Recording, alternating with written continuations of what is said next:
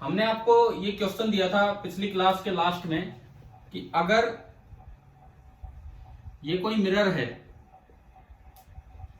ये कोई भी एक मिरर है और इस पे कोई रे आई थी, इंसिडेंट रे, किसी एंगल थीटा पे, किसी भी एंगल पे, और वो रिफ्लेक्ट हो गई थी। ये थी रिफ्लेक्टेड रे। अब मेरा सवाल ये था कि अगर मैं इंसिडेंट रे को नहीं छेड़ता हूं, रिफ्लेक्टेड रे को थीटा एंगल से रोटेट कर दूं, तो सॉरी मिरर को थीटा एंगल से रोटेट कर दें तो रिफ्लेक्टेड रे पे क्या फर्क पड़ेगा, ये था हमारा क्वेश्चन। क्या जवाब होगा बताओ? या इसको फाई एंगल से या किसी भी एंगल से रोटेट किया, सपोज ये एंगल हमने फाई बोला तो आर भी है फाई। ये है आपकी initial situation, this is the initial situation. अब देखो फाइनल सिचुएशन क्या है।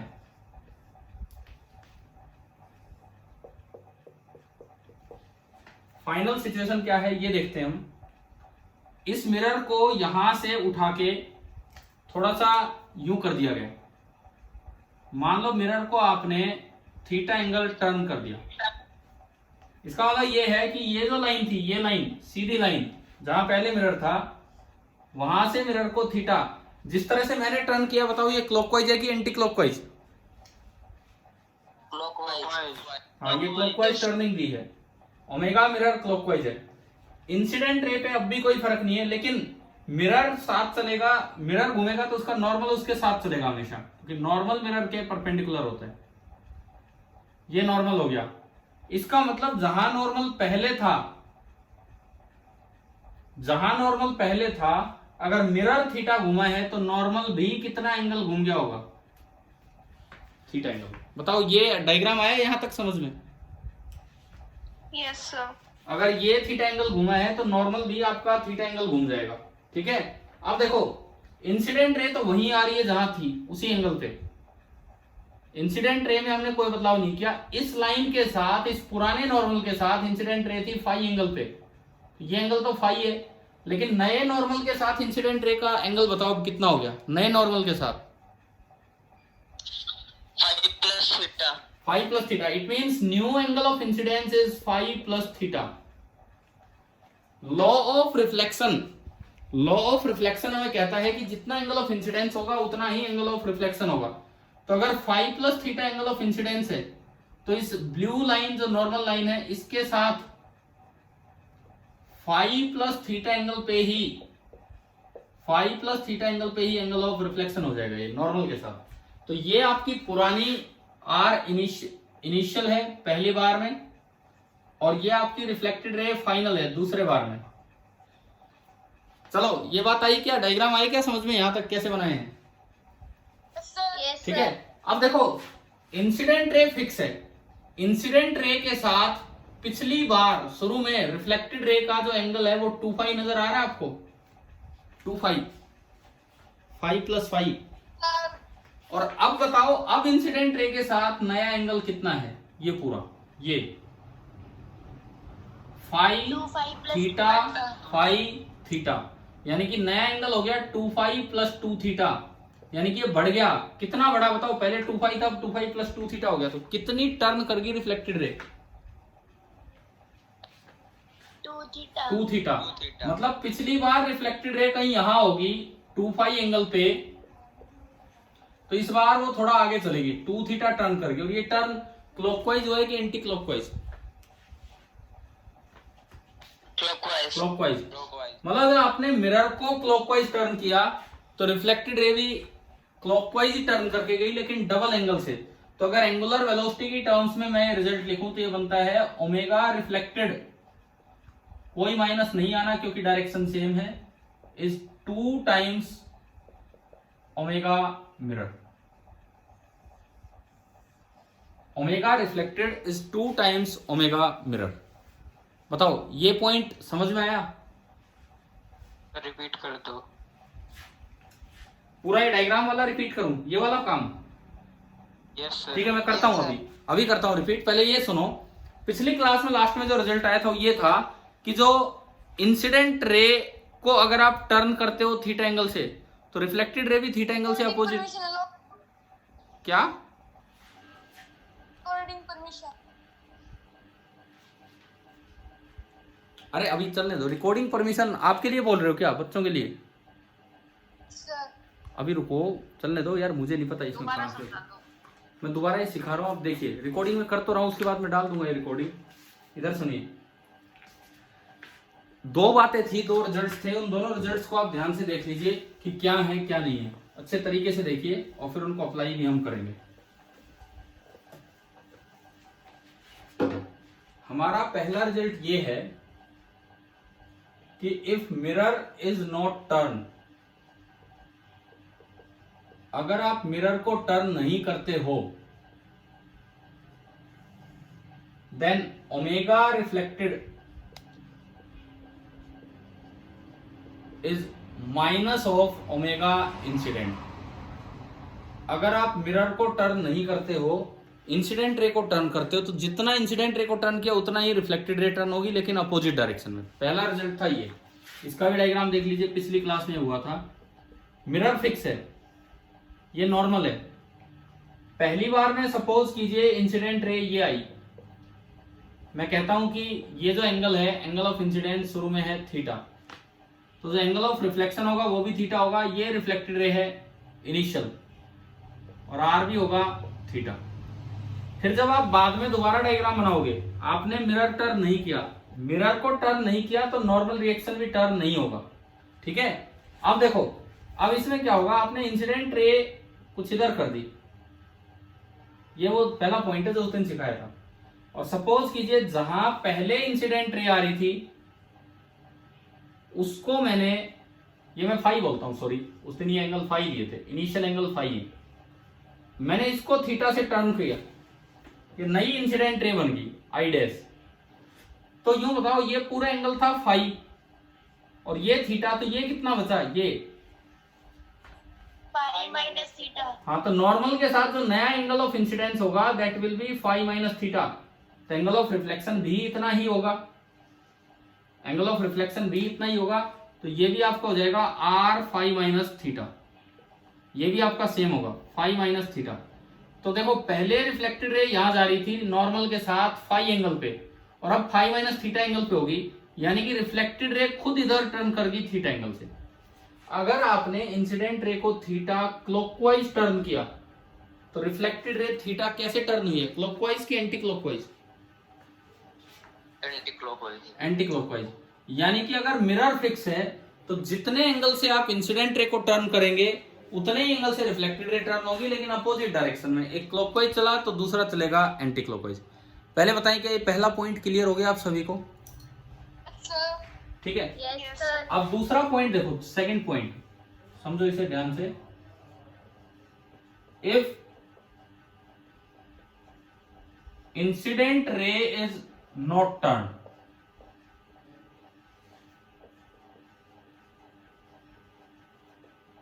अगर आपने इंसिडेंट रे को टर्न नहीं किया है, मिरर को टर्न करना है। अब देखिए इनिशियल सिचुएशन, ये मिरर की इनिशियल पोजीशन है, तो ये इनिशियल नॉर्मल हो गया। ये कोई इंसिडेंट रे आ रही थी, मान लीजिए इनिशियल एंगल ऑफ इंसिडेंस है फाई, तो लॉ ऑफ रिफ्लेक्शन के अकॉर्डिंग इतना ही आपका एंगल ऑफ रिफ्लेक्शन होगा और आर भी फाई ही हो जाएगा। पहले बताओ, ये फर्स्ट सिचुएशन क्लियर है बिना कोई टर्न किए, ठीक है, ये तो सेम है जो इधर बनी हुई इधर। अब ना मिरर को टर्न करना है, तो ये देखो, ये पहली लाइन है, ये जहां मिरर था। सपोज मैंने मिरर को थीटा एंगल से टर्न किया, बताओ ये क्लॉकवाइज टर्न है कि एंटी क्लॉकवाइज है? क्लॉकवाइज। क्लॉकवाइज। मैंने मिरर को क्लॉकवाइज टर्न कर दिया थीटा, तो जो नई मिरर की पोजीशन बनेगी वो ये बनेगी। नॉर्मल हमेशा होता है मिरर के परपेंडिकुलर। अगर आप किसी लाइन को, मान लो ये मिरर है और ये इसका नॉर्मल है, सपोज कीजिए ये लाइन मिरर है और ये इसका नॉर्मल है, ये हमेशा परपेंडिकुलर रहना है। तो अगर मैं मिरर को थीटा टर्न कर दूं तो नॉर्मल कितना टर्न हो रहा है? अगर मैं मिरर को थीटा, सेम, बिल्कुल सेम, क्योंकि वो तो उसके साथ फिक्स है, नॉर्मल तो फिक्स है। इसका मतलब नॉर्मल भी अपनी पुरानी पोजीशन से नया नॉर्मल यहां पहुंच गया, जो पुरानी पोजीशन थी नॉर्मल की वो ये थी, पुरानी पोजीशन नॉर्मल की ये थी, तो नॉर्मल भी थीटा टर्न हो गया, परंतु इंसिडेंट रे वही है। इस लाइन के साथ, पुराने नॉर्मल के साथ इंसिडेंट रे अब भी फाई एंगल पे है। तो अब बताओ नया एंगल ऑफ इंसिडेंस कितना हो गया?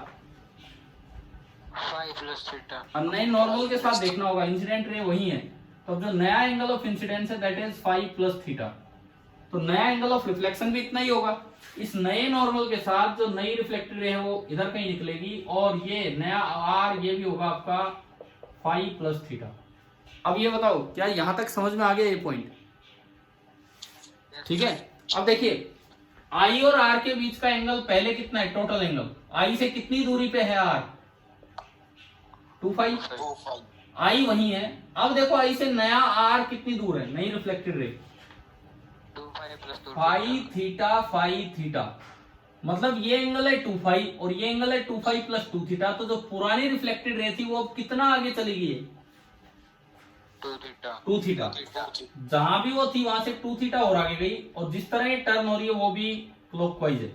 यानी कि अगर मिरर को थीटा क्लॉकवाइज टर्न किया है तो उतने ही टाइम में reflected ray 2 theta clockwise turn होगी, मतलब डायरेक्शन सेम है, डायरेक्शन सेम है। यहाँ डायरेक्शन अपोजिट थी, एक क्लॉकवाइज आ रहा था, एक एंटी क्लॉकवाइज, ये थीटा चला था, ये भी थीटा। तो यहाँ रिजल्ट बना था कि omega reflected is minus of omega incident.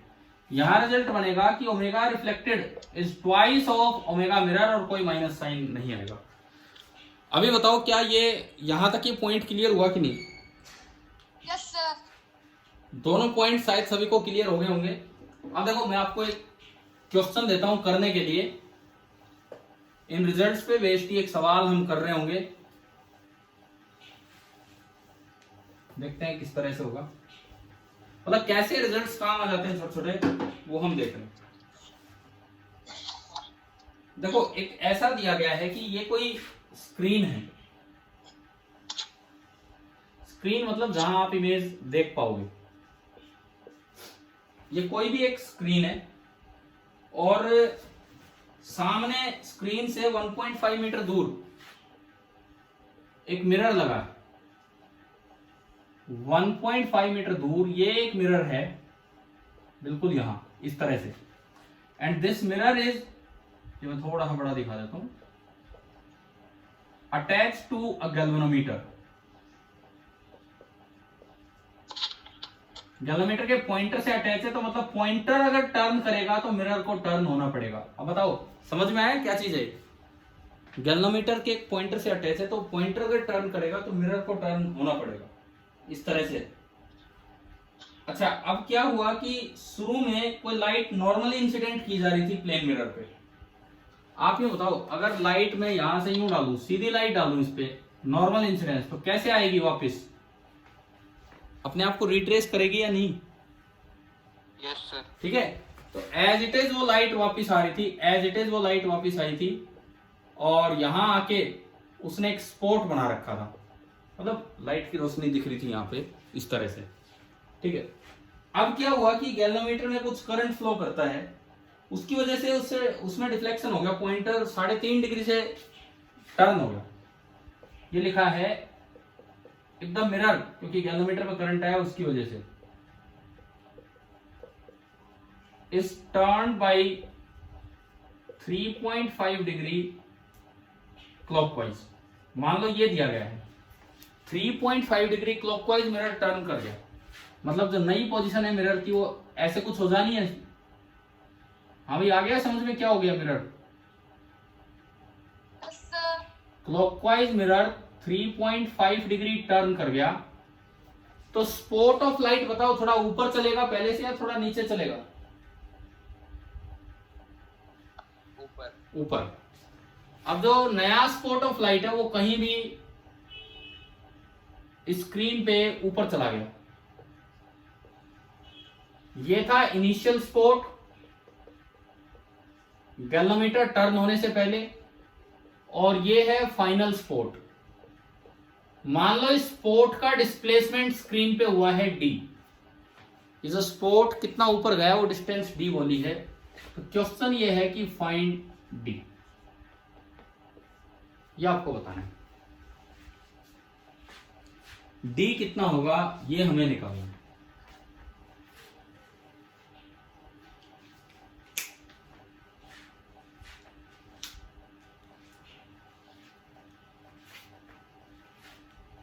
कीजिए आप एक बार सोचिए, जो अभी रिजल्ट्स दिए उनके अकॉर्डिंग सोचिए, फिर डी निकालेंगे हम।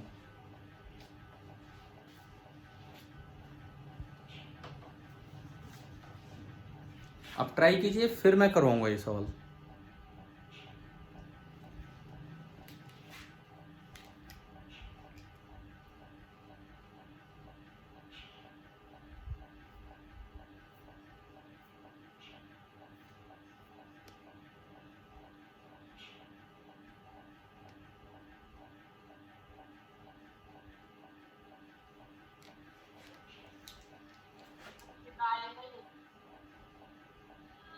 सर कहाँ गए?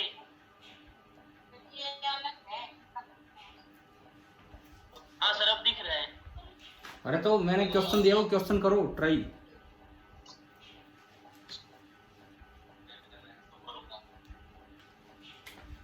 ये है इनिशियल रिफ्लेक्टेड रे। मैंने पढ़ाई नहीं।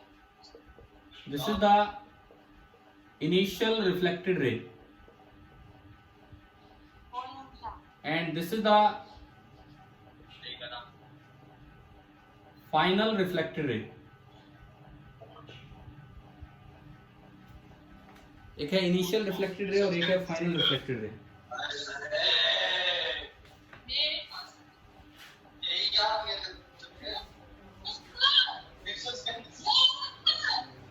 ये आप लोग अपना माइक ऑफ कर लें, जिसकी तरफ से आवाज आ रही है वो अपना माइक ऑफ कर ले प्लीज।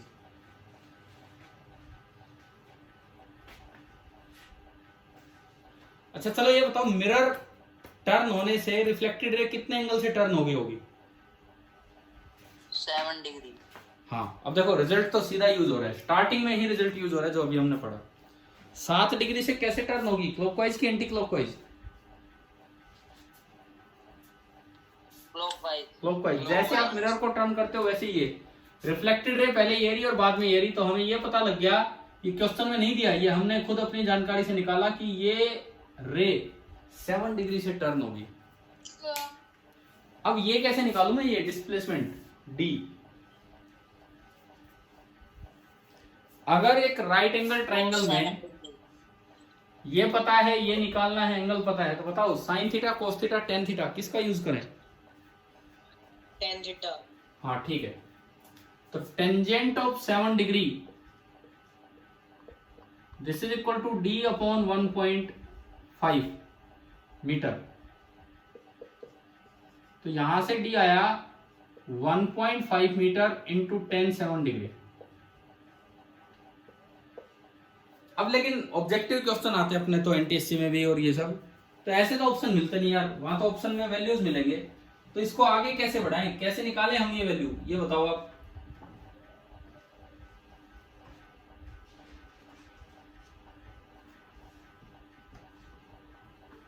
हाँ जी, ये वैल्यू कैसे निकाले 10 7 डिग्री की? 7 डिग्री एक छोटा एंगल है कि बड़ा एंगल है? छोटा है। 10 डिग्री से कम जो होते हैं वो काफी छोटे में काउंट होते हैं। आपको अगर कभी बताया गया हो या नहीं भी बताया गया हो, ट्रिग्नोमेट्री हमें ये कहती है कि for small angles sine theta is nearly equal to theta, tan theta is nearly equal to theta and cos theta is nearly equal to 1। आप बताओ क्या ट्रिग्नोमेट्री में ये पॉइंट पढ़ा है आपने? क्या ट्रिग्नोमेट्री हो चुकी है क्या वैसे 10th क्लास में? Yes sir. तो उसमें ये रिजल्ट्स आए हैं क्या कहीं पे? अच्छा नहीं आए तो कोई बात नहीं, हो सकता है कि मैथ्स में ना यूज होने होते हो, फिजिक्स में यूज होंगे इसलिए नहीं आए होंगे। एंगल रेडियन में कैसे लिखते हैं वो कन्वर्ट करना तो आता होगा या नहीं? एंगल अगर डिग्री में दे रखा हो तो रेडियन में कन्वर्ट करना आता है आपको? Yes sir. ठीक है। तो ये सारे रिजल्ट्स तब हैं जब थीटा इज इन रेडियन। ये सारे रिजल्ट्स तब हैं जब थीटा आपका रेडियन में हो, तब हैं ये रिजल्ट्स। तो अब आप देखो इधर, tan 7 डिग्री की मैं वैल्यू निकालूं तो सबसे पहले 60 डिग्री एक छोटा एंगल है, तो फॉर स्मॉल एंगल ये रिजल्ट रखता है। आप 7 डिग्री को रेडियन में कन्वर्ट करो, 7 डिग्री को रेडियन में कन्वर्ट करना है तो 7 डिग्री इंटू किससे मल्टीप्लाई करूं? 180 डिग्री में कितने रेडियन होते हैं? अच्छा ये बताओ 180 डिग्री में कितने रेडियन होते हैं?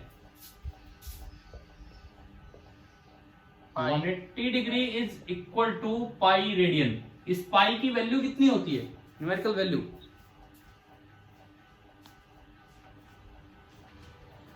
वन 180 होती है कि 22/7 होती है? मुझे ये बताओ इस पाई की न्यूमेरिकल वैल्यू यहाँ 180 होती है कि 22/7 होती है?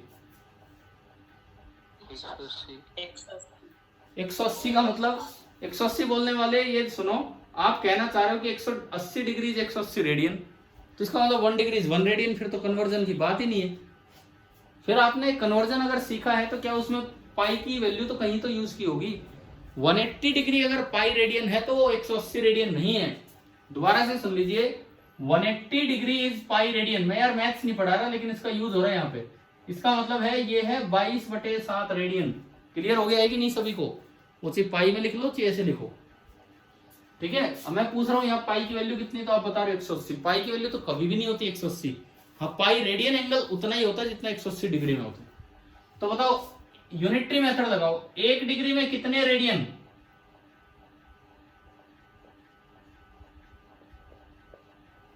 बोलो यार 1 डिग्री में कितने रेडियन? अरे यूनिटरी मेथड 180 डिग्री में इतने रेडियन, तो 1 डिग्री में कितने होंगे?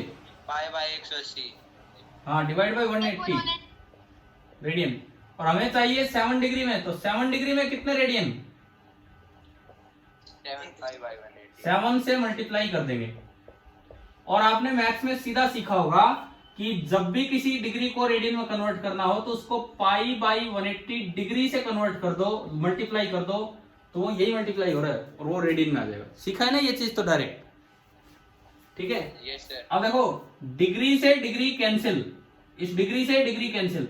अब यहाँ फिर मैं आपसे पूछूं पाई की वैल्यू कितनी, कोई 180 रख देगा तो यार ये तो गड़बड़ी होगी सारी। 180 रखते तो 180 से 180 कट गया, 7 डिग्री और 7 रेडियन थोड़ी बराबर होते हैं। यहाँ जो पाई होता है उसकी वैल्यू होती है 22/7 इंटू 180 रेडियन, और ये 7 से 7 गया, it means 7 degree is equal to 2 से कटा 11/90 radian. And this is a very much smaller angle. एक से बहुत छोटा है, एक से काफी छोटा है ये रेडियन में। तो अगर आपको वैल्यू निकालनी है टेंजेंट ऑफ 7 डिग्री की, अब बताओ मुझे कि टेंजेंट ऑफ 7 डिग्री, सबसे पहले एंगल को लिख लो रेडियन में। So this is tangent of 11/90 radian, and for small angle tan theta is nearly equal to theta. तो इसकी वैल्यू नियरली 7 मत कर देना, नियरली इसकी वैल्यू कितनी है 11/90। भाई ये चीजें आपको यूज करनी आनी चाहिए फिजिक्स के लिए, तो एटलीस्ट कि अप्रोक्सीमेट वैल्यूज ट्रिग्नोमेट्रिक रेशियोज की कैसे निकालते हैं फॉर स्मॉल एंगल्स। अब बताओ भाई क्या ये यहां तक समझ में आया? ठीक है, यस सर। क्लियर है ना ये सभी को? साइन थीटा भी ऐसे निकलता है, कोस थीटा नियरली 1 हो जाता है। अब मैं इसमें ये वैल्यू पुट करूं तो आपका डी आ गया 1.5 मीटर इंटू 11/90। इसको सेंटीमीटर में कर लो थोड़ा ठीक ठाक हो जाए। तो 100 से मल्टीप्लाई करोगे तो 150 बना, 150 इंटू 11/90 सेंटीमीटर। 0 से 0 गया, 3 5 15 और 3 55/3 सेंटीमीटर, नियरली 18, 18 3 54 होता है, तो नियरली 18 से कुछ ज्यादा होगा, 18 सेंटीमीटर के आसपास ये शिफ्ट हो गया। तो ये जो डी है, this D nearly comes out to be 18 centimetre. अब यार ये देखो कितना अच्छा सवाल है। एक तो आपका वो रिजल्ट यूज करवा रहे हैं, कौन सा रिजल्ट? कौन सा रिजल्ट? जो आज 2 रिजल्ट अभी लिखे उनमें दूसरा रिजल्ट, कि अगर मिरर को आप थीटा एंगल टर्न करोगे तो रिफ्लेक्टेड रे उसी डायरेक्शन में 2 थीटा टर्न हो जाएगी। उसके बाद आपको एक ये ट्रिग्नोमेट्री का पॉइंट समझा रहे हैं कि for small angle sine theta cos theta कैसे निकालते हैं। पहले रेडियन में कन्वर्ट करके फिर इससे tan थीटा हमने निकाला, फिर हमने उसका यूज किया ज्योमेट्रिकली ट्रिग्नोमेट्री का, और फिर यहां से डी निकल के आ गया। अब इस सवाल को बहुत से बच्चे, मान लो आपको रिजल्ट भी आता है ना, रिजल्ट भी आता है, इस सवाल को यहां छोड़ के आ जाते हैं, इस तरह के सवाल को, कि भाई टेन 7 डिग्री तो दिया नहीं सवाल में, बोले अब ऑप्शन कहाँ से मार्क करे। तो इस तरह से आपको करना चाहिए। अभी बताओ क्या ये रोटेशन वाले पॉइंट और इन पे क्वेश्चन क्लियर हो गया सभी को? Yes sir. ठीक है। अब हम इमेज लोकेट करना सीखते हैं। मैं अब एक प्लेन मिरर की बजाय 2 प्लेन मिरर्स पे चलूंगा। सर ये कहाँ तक वैलिड है? कहां तक मतलब ये टेन थीटा नियरली थीटा ये वाला, यस जिससे सर। कोई लिमिट नहीं होती कहां तक वैलिड है। जैसे जैसे आप बड़े एंगल लोगे एरर बढ़ता चलेगा। अभी भी ये एग्जैक्टली ट्रू नहीं है। देखो अभी भी ये एग्जैक्टली ट्रू नहीं होता है, क्योंकि धीरे धीरे गलतियां होने लग जाती हैं। जैसे मैं आपको दिखाता हूं, सुनिए। इन्होंने सवाल पूछा, उस चीज पे हम आते हैं कि ये कहां तक वैलिड है। साइन 30 डिग्री की एग्जैक्ट वैल्यू कितनी होती है बताओ, जो हमें याद है? 1/2। 1/2 मतलब 0.5। सपोज नहीं पता हमें, कोई इसको छोटा एंगल मान ले, तो सबसे पहले 30 डिग्री को रेडियन में कन्वर्ट करो। तो 30 degree into pi by 180 degree, है ना भाई? आ गया समझ में? Yes sir. डिग्री से डिग्री गया तो ये आया पाई बाई 6 रेडियन। पाई होता है 22/7, 2 से गया 3, 11, 11/21, तो ये आपका आया 11/21 रेडियन। अब देखो, अब अगर मैं इसको स्मॉल एंगल की तरह लिखूं तो साइन 30 डिग्री को हम लिख सकते हैं साइन ऑफ 11/21 रेडियन। तो नियरली इसकी वैल्यू कितनी है? कितनी है? 0.5। 11/21। और आप इसको लिख सकते हैं 11/22। तो आप देखो ना कितना जरा सा डिफरेंस आया है। समझ गए हो? 30 डिग्री पे पहुंच के भी जरा सा डिफरेंस आया है। क्या ये पॉइंट क्लियर हुआ कि नहीं? ये मैं क्या बता रहा हूं यहाँ पे, 30 डिग्री पे पहुंच के भी थोड़ा सा डिफरेंस आया है। इसको भी कोई भी बच्चा सोल्व करेगा तो नियरली 0.5 ही लिख के आएगा। तो आप इसको यूज कर सकते हो 10 से 15 डिग्री तक। 10 से 15 डिग्री तक एरर नेग्लेजिबल है। उसके बाद जैसे यहां दिखने लग गया डिनोमिनेटर में 1 का डिफरेंस है, इस तरह से एरर आता है। क्या सभी को ये पॉइंट क्लियर हो गया जो अभी एक भाई ने पूछा, मैंने बताया? Yes sir. ठीक है, यस सर। एक बार दोबारा बता दो। दोबारा बताऊं? देखो मैं 2-3 बातें रिपीट कर रहा हूं इसी में। जैसे साइन थीटा, टेन थीटा, कोई भी आप ले लो। इन्होंने पूछा कि अगर मैं टेन थीटा ही लूं, टेन 0 डिग्री कितना होता है? 0। टेन 30 डिग्री कितना होता है बताओ? 1/√3। 1/√3। इसको मैं लिख सकता हूं √3/3। इसको मैं लिख सकता हूं ऊपर नीचे √3 होता है 1.732 डिवाइड बाई 3। आपने इसको सोल्व किया 3 से 18, दिस इज नियरली 0.6। बताओ नियरली 0.6 आ रहा है 3 से 18, ठीक है?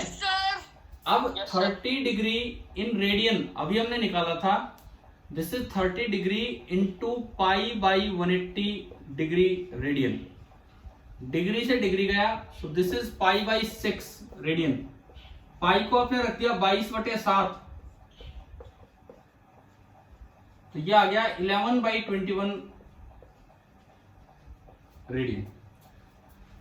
अब for small angle tan theta is nearly equal to theta, तो पहले उसको रेडियन में लिख लो। तो टेंजेंट ऑफ 11/21, आप इसको नियरली 11/21 लिख सकते हो। एक्चुअली थोड़ा थोड़ा एरर आने लगा है, ये 0.5 समथिंग आएगा, ये 0.6 के आसपास जा रहा है। यहां आके 0.1 का एरर आ गया क्योंकि आप 30 डिग्री पे चले गए। 20 डिग्री पे थोड़ा एरर और कम होगा, 15 डिग्री पे नेग्लेजिबल होगा, 10 से कम बिल्कुल ही खत्म एरर होगा। तो आप ये जिस बच्चे ने भी पूछा है कहां तक की अप्रोक्सीमेशन यूज कर सकते हैं, तो आप 10 से 15 डिग्री तक पहुंचते पहुंचते रुक जाओ, उसके बाद ही मत यूज करो। मतलब 0 से और 10-15 डिग्री तक कोई एंगल है तो आप उसको रेडियन में कन्वर्ट करके साइन थीटा को भी थीटा लिख सकते हो और टेन थीटा को भी थीटा लिख सकते हैं। चलो क्या मैं आगे, अब आ गया क्या ये समझ में point? Yes sir. Yes sir. ठीक है। अब देखो, अब हम इमेज लोकेट करना सीखते हैं।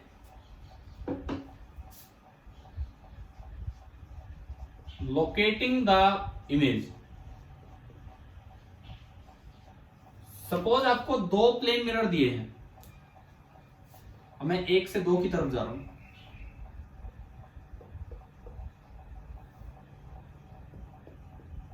Yes, sir. और ये मिरर है M1, ये पॉलिश साइड दिखाइए बाहर, और ये मिरर है M2। दोनों के बीच का एंगल है 30 डिग्री।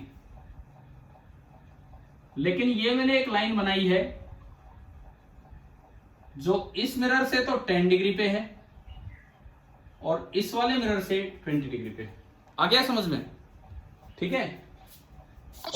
और यहां एक ऑब्जेक्ट रखा है, यहां एक पॉइंट ऑब्जेक्ट रखा है इस तरह से, और मैंने एक सर्कल बना दिया इसको ओरिजिन मानते हुए, इसको P पॉइंट में बोल देता हूं, और ये ऑब्जेक्ट पॉइंट। एक सर्कल मैंने बना दिया PO रेडियस का, PO रेडियस का एक सर्कल बना दिया। इस M1 वाली लाइन को मैंने बोल दिया रेफरेंस लाइन, M1 वाली लाइन को मैंने बोला है रेफरेंस लाइन। और आपको क्वेश्चन में ये दिया गया है कि इससे ऊपर अगर पोजीशन बताते हो एंटी क्लॉकवाइज साइड तो पॉजिटिव एंगल बोलना है, और क्लॉकवाइज साइड बोलते हो तो नेगेटिव एंगल बोलना है। अब मैं आपसे पूछूंगा कि इस ऑब्जेक्ट की दोनों मिरर्स ने मिलके, इस ऑब्जेक्ट की दोनों मिरर्स ने मिलके कितनी इमेज बनाई है, और वो कितने कितने एंगल पे बनाई है रेफरेंस लाइन से। दोनों मिरर्स ने मिलके इस ऑब्जेक्ट की कितनी इमेज बनाई है और कितने कितने एंगल पे बनाई है, ये आपको बताना है। समझ में आ गया क्या क्वेश्चन क्या है? Sir. आपको ये बताना है कि find the total number of images form दोनों मिरर्स ने मिलके, and also give their angular positions. देखो सारी इमेज इसी सर्कल पे बनेगी, इसी सर्कल पे बनेगी सारी इमेज, ऊपर बने नीचे बने कहीं बने, सारी इमेज बननी इसी सर्कल पे ही है। देखो हम स्टार्ट करते हैं, पूरा आप करोगे, हम स्टार्ट कर रहे हैं बस।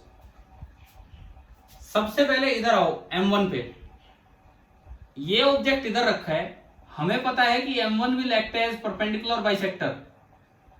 M1 जो है वो एक परपेंडिकुलर बाइसेक्टर का काम करेगा, M1 जो है वो एक परपेंडिकुलर बाइसेक्टर का काम करेगा।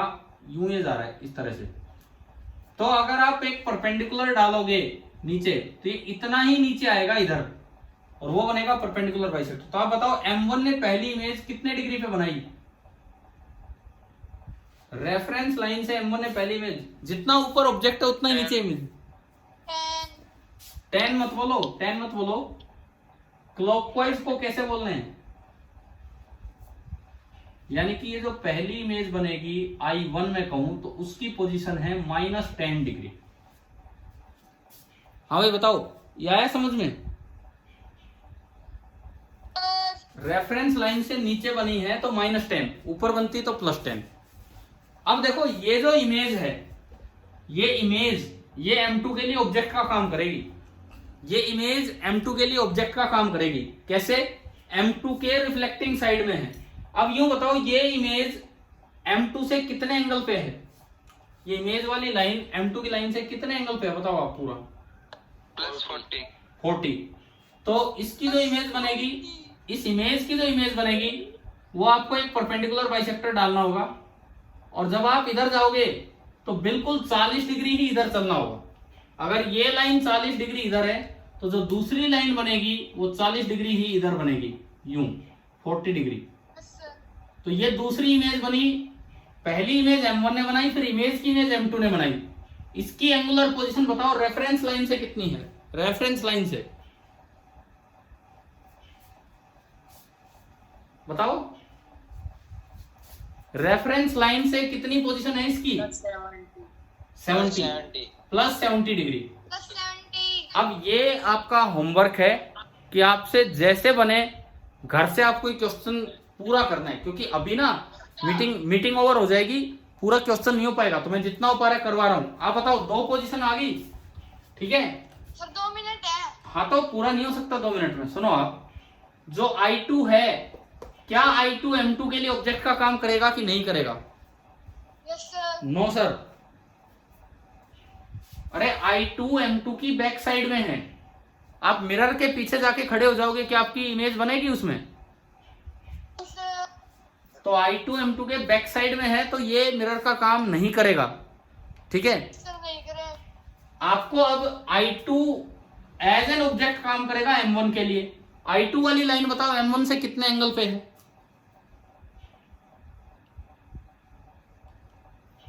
I2 वाली लाइन M1 से कितने एंगल पे है?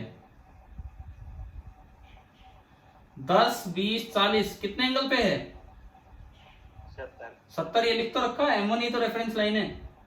तो जब आप उससे M1 पे परपेंडिकुलर डालोगे,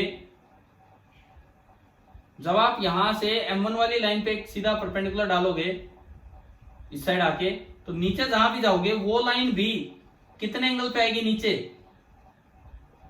अगर वो 70 डिग्री ऊपर है, तो ये जो तीसरी इमेज बनेगी इसका एंगल क्या बोला जाएगा?